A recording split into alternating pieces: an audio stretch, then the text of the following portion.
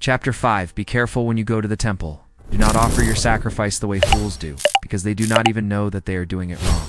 Go prepared to listen and to obey God. Think carefully before you speak, and do not make any hasty promises to God. God is in heaven and you are here on earth, so speak little. The more you worry, the more nightmares you will have, and the more you talk, the more foolish things you will say. So when you make a promise to God, fulfill it promptly. He does not take pleasure in fools, so do what you promised. It is better not to make a promise than to make one and not fulfill it.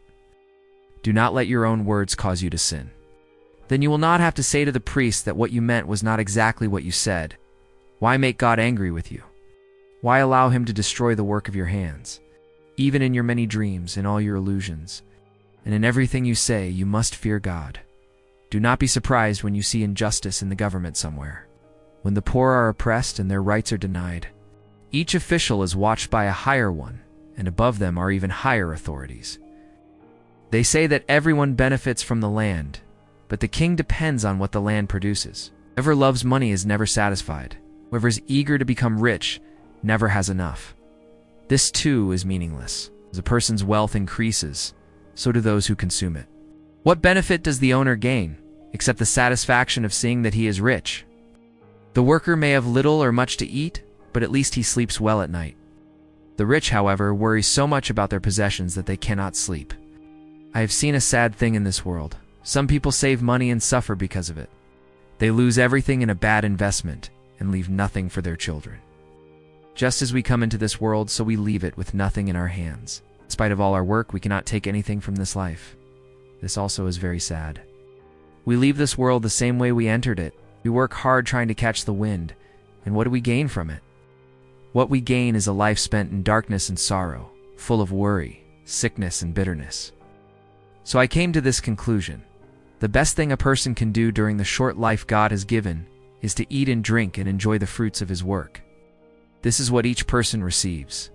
If God gives someone wealth and possessions and allows him to enjoy them, to be satisfied with his work and with what he has received, this is a gift from God. He will not dwell on the passing of time, because God fills his heart with joy. Chapter 6. I have also seen something very sad that happens in this world. God gives some people everything they desire, wealth, possessions, and honor, but then does not allow them to enjoy any of it. Instead, a stranger enjoys it, not them. This too is meaningless and unjust. What is the use of a man living many years and having 100 children if he does not enjoy the good things in life and does not even receive a proper burial? I say that a stillborn child is better off than he is. A child's coming is pointless, and it disappears into darkness, where it is forgotten. It never sees the light of day, or knows what life is like, yet it finds more rest than the man who could live 2,000 years without ever enjoying life. And in the end, do we not all go to the same place? Everyone works hard just to have something to eat, but no one is ever satisfied. What advantage does the wise person have over the fool? What advantage does the poor person have in knowing how to face life? This too is meaningless. It is like chasing the wind. It is better to be satisfied with what you have than to always want more. Everything that happens in this world was decided long ago. Even before a person is born, what will happen to them has already been determined, and we know that no one can argue with someone who is stronger than they are. One thing is certain: the more we talk, the more foolish things we say, and we gain nothing from it. Indeed, how can we know what is best for us in this life of illusions, a life that passes like a shadow? How can we know what will happen on earth after our death? Chapter 7. A good name is worth more than the most expensive perfume, and the day of death is better than the day of birth. It is better to go to a house of mourning than to go to a house of feasting. For in a place of mourning, we remember that one day, we too will die, and the living should never forget this. Sorrow is better than laughter, for sadness may make the face downcast, but it makes the heart understanding. Those who think only about having fun are foolish. The wise also think about death. It is better to hear the rebuke of a wise person than to listen to the praise of a fool. The laughter of fools is like the crackling of thorns in a fire. It means nothing. When a wise person uses violence, he becomes foolish. Whoever accepts a bribe ruins his own character. The end of a thing is better than its beginning. A patient person is better than a proud one. Always control your temper. It is foolish to nourish hatred. Never ask why things were better in the past. That question is not wise. Everyone in this world should be wise. Wisdom is as good as receiving an inheritance. Wisdom is better than money. The advantage of wisdom is that it preserves life. Consider what God does. Who can straighten what he has made crooked? When things go well, be glad. When difficulties come, remember this. God is in control of both happiness and hardship, and no one knows what will happen tomorrow. My life has been an illusion, yet in it I have seen everything. There are good people who die, and there are evil people who continue living in their wrongdoing. So do not be too righteous or too wise. Why should you destroy yourself?